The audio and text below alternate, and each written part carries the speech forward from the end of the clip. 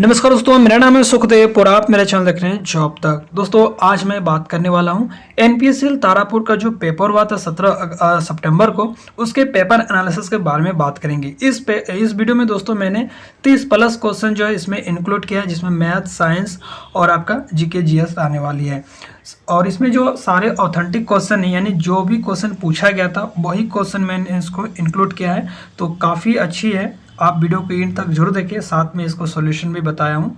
और सबसे इम्पॉर्टेंट बात ये था कि जो भी कैंडिडेट, जो भी स्टूडेंट, जो भी दोस्त हमसे तारापुर एग्ज़ाम महाराष्ट्र में मिले थे, काफ़ी अच्छा लगा आप लोगों से मिलकर। आप लोगों ने काफ़ी अप्रिशिएट किया मुझे अपने हमारे वर्क को लेकर, तो मैं उनको तहे दिल से शुक्रिया करता हूँ। आप अगर उस अभी वीडियो को देख रहे हैं तो प्लीज़ मुझे कमेंट करके ज़रूर बता दीजिए।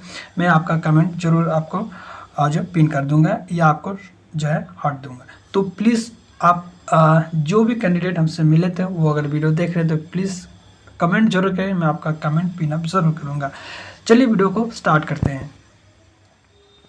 वीडियो शुरू करने से पहले दोस्तों मैं बताना चाहूँगा कि हमारे द्वारा अगर कोई आंसर गलत चला जाता है तो मुझे कमेंट के माध्यम से बता सकते हैं, क्योंकि जितना मुझे नॉलेज है अपने अनुसार से मैंने बताया है। आपको अगर कोई भी क्वेश्चंस का आंसर गलत लगता है तो मुझे कमेंट करके बता सकते हैं, ठीक है। सबसे पहले जो क्वेश्चन था ये आपका जीके से 10 क्वेश्चन था और मैं ये पेपर एनालिसिस करने वाला हूँ 17 सितंबर को जो सेकंड शिफ्ट का जो पेपर हुआ था उसके बारे में, ठीक है। 17 सितंबर सेकंड शिफ्ट में जो पेपर हुआ था वही क्वेश्चन मैंने इसमें इंक्लूड किया है, ठीक। तो पहले जो क्वेश्चन था, नीरज चोपड़ा ओलंपिक 2020 में स्वर्ण पदक किस खेल में जीता है, ठीक है। यानी कि नीरज चोपड़ा 2020 में जो स्वर्ण पदक जीते हैं वो किस खेल से रिलेटेड करते हैं। तो आपको पता होगा भाला फेंक, और इसको इंग्लिश में जॉवलिन थ्रो बोलते हैं, ठीक है। नेक्स्ट क्वेश्चन है वो आपका शतरंज विश्व कप 2023 में भारत के प्रज्ञानंदा का उम्र पूछा था, ठीक है। तो आपको पता होगा कि अभी शतरंज विश्व कप जो 2023 में हुआ था, आपका इसमें रनर अप रहे थे आपका भारत के प्रज्ञानंदा था, जो कि चेन्नई से बिलोंग करते हैं। और फर्स्ट आपका मार्क्स कार्लसन आए हैं और सेकंड ये रनर अप रहे हैं, ठीक है। तो उसका उम्र पूछा था कि जब वो रनर अप रहे तो उस टाइम उसका एज क्या था। तो उसमें बहुत सारा ऑप्शन था, 10 साल था, 5 साल था, अब 15 साल भी था, ठीक है। तो आपने क्या आंसर लगाया मुझे कमेंट करके जरूर बताएं। हालांकि उनका जन्म जो है 10 अगस्त 2005 को हुआ है चेन्नई में, ठीक है। तो आप इसका अगर आपको राइट आंसर पता होगा तो मुझे बता सकते हो। खैर मैंने 10 साल लगाया, हालांकि ये पता नहीं सही है कि नहीं, 10 की 12 साल ऐसा मैंने लगाया, ठीक है। उसके बाद पूछा था कि कौन सा नदी दो ऐसा जोड़ता है, ऐसा रिलेटेड कुछ क्वेश्चन था, ताप्ती नदी वगैरह क्या क्या था। एग्जैक्ट मुझे इसका क्वेश्चन नहीं पता है, आपको अगर किसी क्वेश्चन पता है तो मुझे कमेंट करके ज़रूर बताइएगा, ठीक है। नेक्स्ट क्वेश्चन था इनमें से कौन सा बांध महाराष्ट्र में नहीं है, ठीक है। तो और 3-4 ऑप्शन दिया था बांध का, तो इसमें जो भाखड़ा नांगल बांध था वो आपका जो है महाराष्ट्र में नहीं है, ठीक है।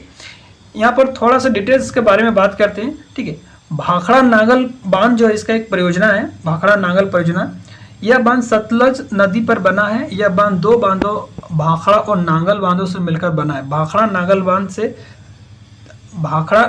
बांध से जो है 13 किलोमीटर दूर पर बना है और ये पंजाब में है, ठीक है। तो आपने अगर भाखड़ा नांगल पर जो है बांध किए हैं तो आपका आंसर सही, क्योंकि भाखड़ा नांगल जो है पंजाब में, ये महाराष्ट्र में नहीं आता है, ठीक है। उसके बाद पूछा था कि मणिपुर की राजधानी, क्योंकि मणिपुर अभी जो है ट्रेंडिंग में है, क्योंकि वहाँ पर हिंसा वगैरह हुआ है, तो इसलिए इसका राजधानी पूछा था। तो जिसका राइट आंसर क्या होगा, इम्फाल होगा। मणिपुर का राजधानी इम्फाल, ठीक है।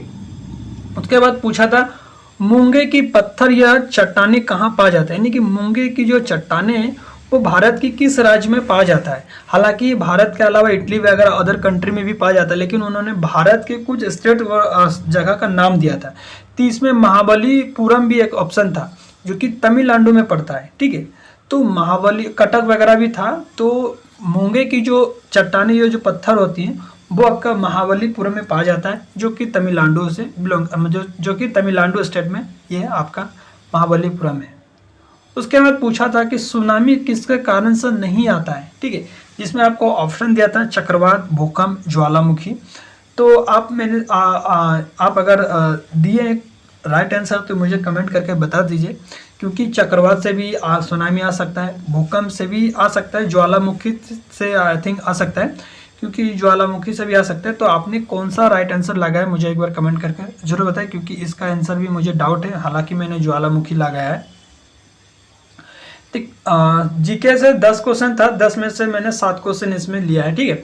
बाकी गणित का नेक्स्ट जो है क्वेश्चन आया था, गणित का टोटल जो है आपको पता होगा 20 क्वेश्चन है। तो गणित के जो क्वेश्चन था यहाँ पर त्रिभुज का क्षेत्रफल पूछा था, बट त्रिभुज का क्षेत्रफल इसमें थोड़ा सा ट्रिक उन्होंने लगाया।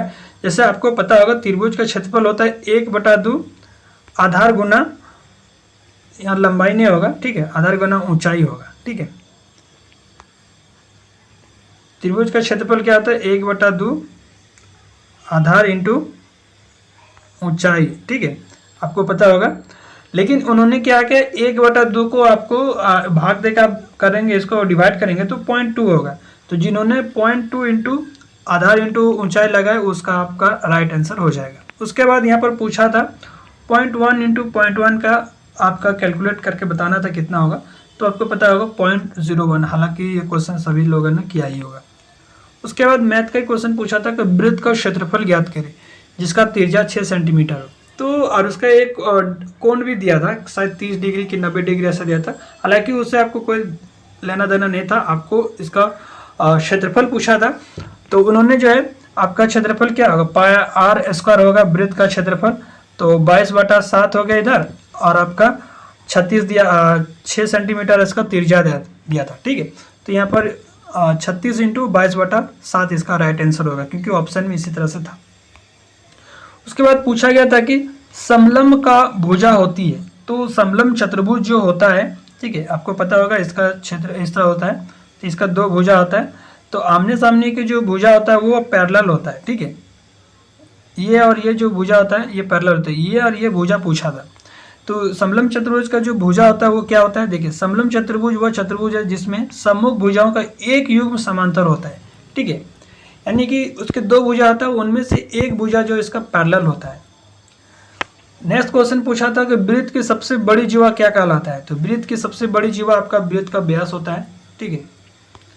उसके बाद ये क्वेश्चन पूछा था कि इस तरह से था और 3/2 था, तो इसका सॉल्व करेंगे तो क्या होगा, ठीक है। तो आपको अगर इसका आंसर पता होगा तो मुझे कमेंट करके जरूर बताइएगा, ठीक है। काफ़ी लोगों ने 8 भी मारा है, ठीक है, और काफ़ी लोगों ने 16 भी मारा है, तो दोनों में से कंफ्यूज होगा। तो आपको अगर आंसर पता है तो मुझे बता सकते हैं,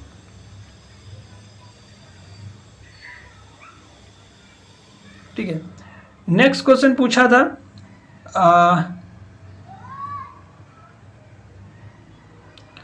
हाँ 7 नंबर में एक क्वेश्चन था, एक त्रिभुज का संपूरक 13:5 है, तो त्रिभुज का कोण कितना होगा, ठीक है। तो इसका आंसर कैसे होगा आपका 130 डिग्री और 150 डिग्री होगा। कैसे होगा, देखिए संपूरक कहने के मतलब है कि 180 डिग्री, कोई भी त्रिभुज अगर संपूरक है तो उसका मान कितना होगा 180 डिग्री। तो यहाँ पर आप अगर 13x + 5x जोड़ोगे तो कितना हो जाएगा, तो जोड़ेंगे तो यहाँ पर कितना हो जाएगा 18x, 18x बराबर 180 डिग्री, तो x बराबर क्या होगा 10 हो जाएगा, ठीक है। उसके बाद वैल्यू रख के इसको आपको मान निकाल लेना है, 13 × 10 करेंगे तो 130 हो जाएगा, और 5 × 10 करेंगे तो 50 होगा। तो इस तरह से इसका जो है कोण निकल जाएगा। उसके बाद ये पूछा था, इसका अगर आपको आंसर पता होगा तो मुझे बता सकते हो। और इस 9 नंबर में क्वेश्चन दिया था कि x + 4, x - 2 और x - 6 और x - 4, तो इसका माध्य ज्ञात करने बोला था, ठीक है। तो आपको इनमें से आपको किसी को आंसर पता है इसका एग्जिट, तो मुझे कमेंट करके बता सकते हो। उसके बाद एक क्वेश्चन पूछा था यहाँ पर जो सॉल्व करने वाला था 12 × √5 × √5, तो इसका आंसर कितना होगा 60 हो जाएगा, ठीक है। तो आपको पता होगा क्योंकि रूट × रूट गुना करेंगे तो रूट हट के 5 हो जाएगा, और इसका गुना करेंगे तो आपका ये हो जाएगा। दोस्तों इसका क्वेश्चन मुझे एग्जिट पता नहीं है, अगर आपको पता होगा तो मुझे कमेंट करके बता सकते हैं, क्योंकि कुछ हमें जहाँ लगता है कि कुछ ये डिजिट जो है मुझे मिस हो गया है, ठीक है। तो चलिए क्वेश्चन को नॉन वायलेट करते हैं। उसके बाद नेक्स्ट क्वेश्चन जो पूछा था 11 × √15 / 2 √13 को डिवाइड करेंगे तो कितना होगा। तो यहाँ पर देखिए 15 को तोड़ेंगे तो 3 5 15 हो जाएगा, ठीक है। यहाँ 5 और यहाँ भी √3 हो जाएगा।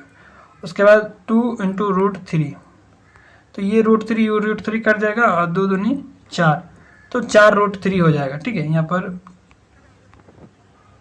सुधार लीजिएगा, 4 √3 होगा, ठीक है। तो इस तरह से 11 क्वेश्चन जो है मैंने मैथ से लिए हैं। हालांकि मैथ का जो टोटल क्वेश्चन था वो आपका 20 क्वेश्चन पूछा गया था, ठीक है। तो मैथ का सब डिजिट आपको पता भी होगा कि ये सारे डिजिट याद भी नहीं होते। और मेरा जो पेपर हुआ था दोस्तों आपका 17 को हुआ था, बट हमारा अभी ये घर आने में मुझे 1-2 दिन लग गया। तो जितना मुझे मेमोरी बेसिस क्वेश्चन था मैंने वही डिजिट के अनुसार से लिया है, ठीक है। आपको अगर एग्जिट कोई डेटा अगर पता होगा क्वेश्चंस का तो मुझे कमेंट करके बता सकते हो, ठीक है। चलिए बात करते हैं साइंस के। तो साइंस में जो क्वेश्चन पूछा गया था, तापमान किससे नहीं माप सकते हैं, तो यहाँ पर बहुत सारा दिया था, थर्मोकपल दिया था, टेम्परेचर दिया था, केल्विन दिया था। तो तीसरा जो है ऑप्शन था वो आपका सही हो जाए, क्योंकि तापमान आपका टेम्परेचर और थर्मोकपल वगैरह से रिलेट करता है। एक और ऑप्शन दिया था, वो वाला आपका ऑप्शन सही हो जाएगा, ठीक है।